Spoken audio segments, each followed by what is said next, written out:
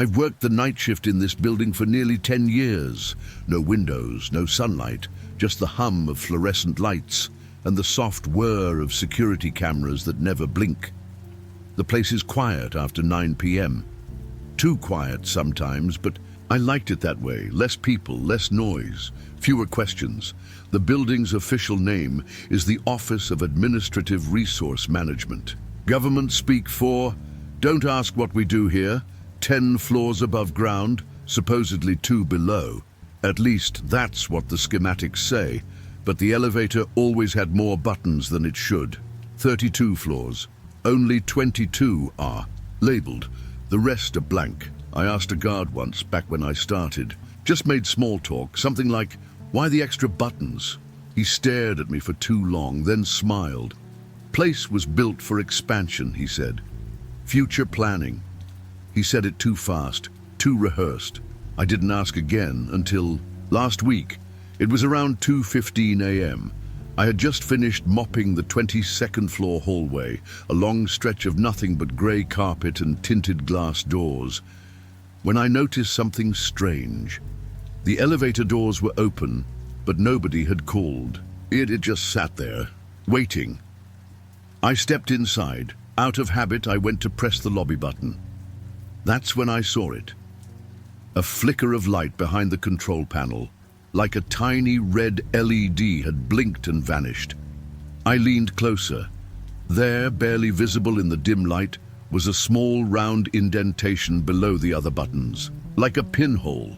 My thumb brushed against it and I felt something click. Then it lit up, a hidden button. It didn't say B3 or service or anything normal, just 33. I stood frozen for a moment, hand hovering above it. Some part of me, the rational part, said to ignore it, pretend I didn't see, but something deeper whispered otherwise, a sense of pull, of gravity. Curiosity won. I pressed it. The doors closed without a sound. The floor indicator blinked once, then started counting up from 22. But I wasn't going up. I could feel it in my legs.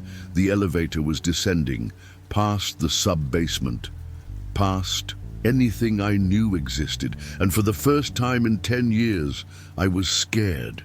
The descent felt endless. There was no soft chime, no mechanical voice announcing the floor, just the sensation of falling deeper and deeper into something I wasn't supposed to find. Then, silence. The elevator stopped. The digital display showed a red, flickering 33. The doors didn't open right away. For a moment I thought I had triggered some kind of error. Maybe it was a maintenance override or some system glitch buried in decades of outdated wiring. But then I heard it, a low mechanical hiss, followed by the slow groan of ancient gears. The doors slid open, and what I saw didn't make sense. The hallway ahead was unlike anything in the rest of the building. The walls were metallic, steel plates bolted together, stained with rust and age. Faint red emergency lights pulsed overhead, just enough to cast long, distorted shadows. No signage, no exit signs, just a corridor stretching into darkness. Stepped out.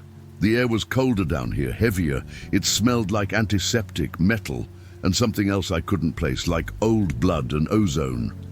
My footsteps echoed too loudly, and behind me, the elevator doors stayed open, almost like they were waiting, daring me to run back, but I didn't. I walked. Every 20 feet or so, there was a door. Heavy, grey, windowless. Most were sealed with keypad locks. A few had thick cables running out from beneath them, disappearing into the ceiling. The silence was suffocating. It felt like the floor was abandoned, or worse, preserved. And then I heard the sound. Click, whir, click. It came from a door on my left. Unlike the others, this one had a reinforced glass panel. I stepped closer and looked through. At first, it was hard to see. The lights inside the room were dim, flickering, but there was a shape. Something standing in the center of the room, behind thick glass, inside what looked like a containment chamber. It was human-shaped, but wrong, too tall, too still. its head tilted slightly, as if listening. The lights blinked off, then back on, and now it was looking at me. No eyes, no movement, but I swear, I felt its attention like a needle pressed against my skin. Then the lights went out again. When they came back, the thing was gone. I stumbled backward, my hand shaking as I reached for the elevator button. The hallway suddenly felt alive, as if something had just been let loose. I could hear the soft hum of machinery powering on, doors clicking behind the walls, a low, steady tone, almost like a heartbeat, pulsing from somewhere deep in the floor beneath me. I turned to run, but the elevator was no longer there, just an empty shaft and a hole in the silence. The elevator was gone. Not just the car, the entire shaft behind me was now sealed off by a smooth steel wall that hadn't been there seconds ago. No seams, no buttons, no trace it had ever opened. It was like the building had swallowed it whole. Panic clawed at my chest, but I fought it down. I needed to think. I was underground, probably several levels beneath the city. No phone signal, no map, no exit signs. Just me, and whatever the hell I had seen through that glass. Then I heard the click, soft, mechanical. It came from above. I looked up. There was a security camera mounted in the corner of the hallway. Small, old, with a blinking red light. I could have sworn it hadn't been there before. Its lens swiveled slowly, following me. Another click echoed behind me, then another. Cameras were turning on, one by one, each humming to life with a soft electric pulse, as if something, or someone, had just given them power. I walked forward, trying not to run, trying not to look like prey. As I moved, the lights ahead of me flickered on, not in a comforting way, but as if the corridor was watching my approach and responding in real time. Behind me, the ones I'd passed began to shut off. Darkness, closing in like a mouth. Then the static started, a low, distorted sound, white noise crackling from hidden speakers in the walls. It reminded me of when an old radio dial isn't quite tuned in, but underneath the noise, I could hear something. Voices, faint, overlapping whispers, saying things I couldn't quite catch. Names, numbers, maybe coordinates. One word, though, repeated clearly, redoubt. It came again, redoubt. The word rang in my skull like a gunshot. It felt important, familiar. I tried to recall where I'd heard it before. That's when the monitors lit up. Flat screens embedded in the walls flickered, on all at once, showing surveillance feeds. Dozens of black and white shots from different angles, empty corridors, labs filled with motionless equipment, rows of beds covered in tarps. Then one screen changed. It showed me, standing exactly where I was, staring at the camera. Another screen blinked. It showed me earlier in the elevator. Then again, me walking past the first door. Another screen, me looking through the glass at that thing. They had been watching me since I arrived. No, since before I found the hidden button. That's when I realized this wasn't abandoned. The facility wasn't offline. It had been waiting, and I had triggered something by being here. Or maybe just by seeing what I wasn't supposed to. The lights at the end of the corridor turned off again, only this time they didn't come back. Then, faintly, I heard it. The sound of footsteps. Not mine, not human. Slow, heavy, deliberate. Something was walking toward me from the dark, and every screen began to flash one word. In bold white letters across black, "Don't look at it." He ran. There was no plan, no logic, just pure primal instinct.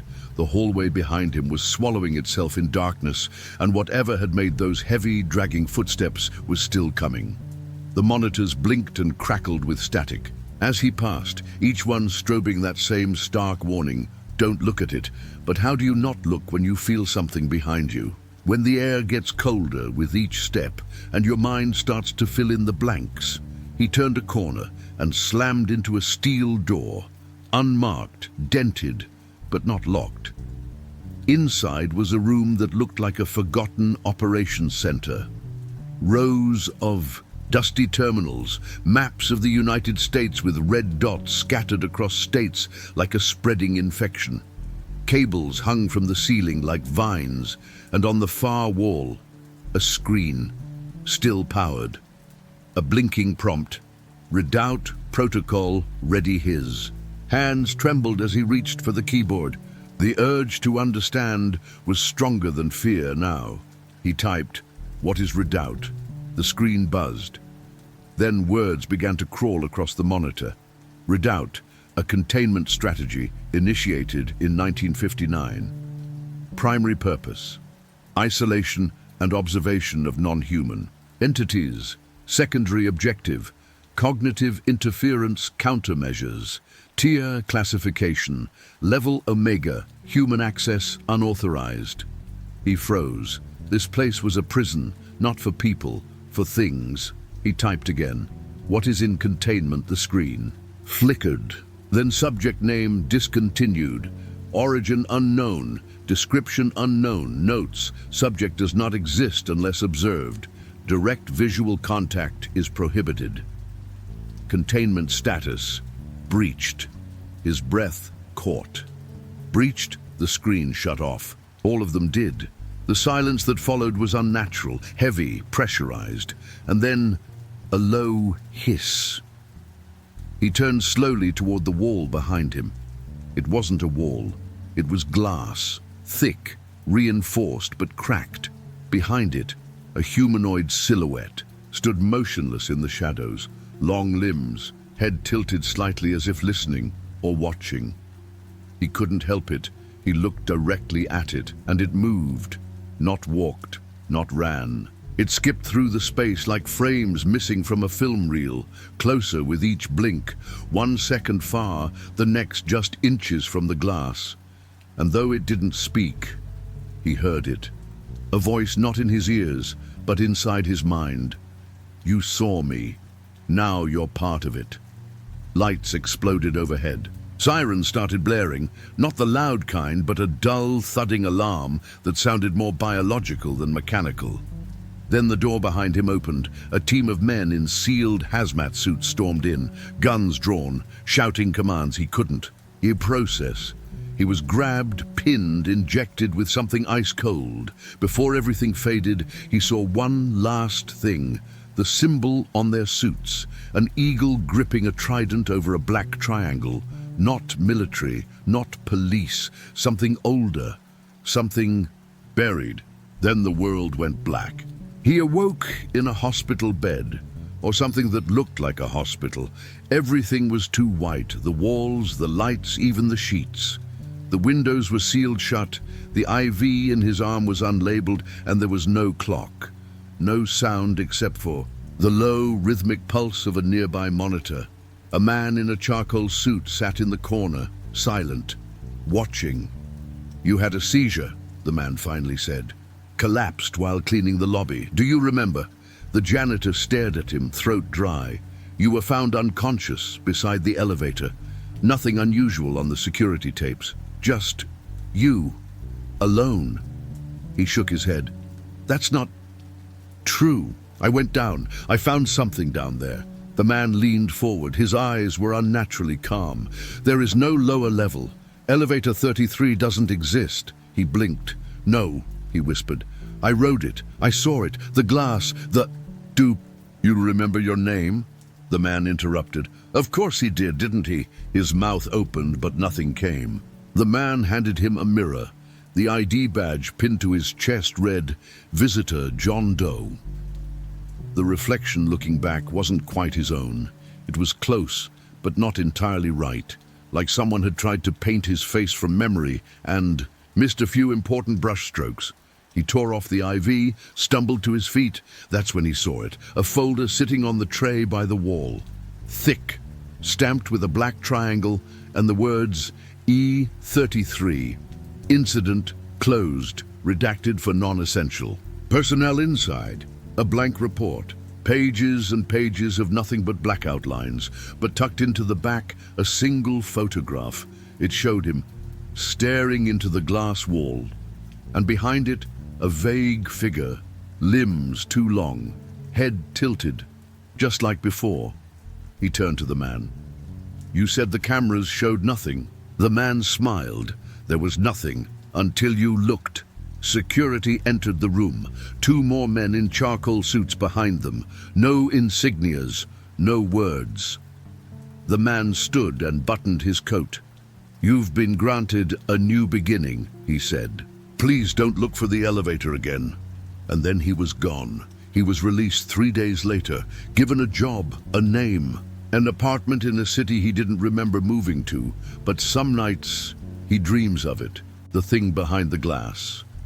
He wakes up to static on the radio, elevator dings that come from nowhere, and sometimes in the back of his vision he sees a door where none should be, a silver one with no number and no up button, just one that says down.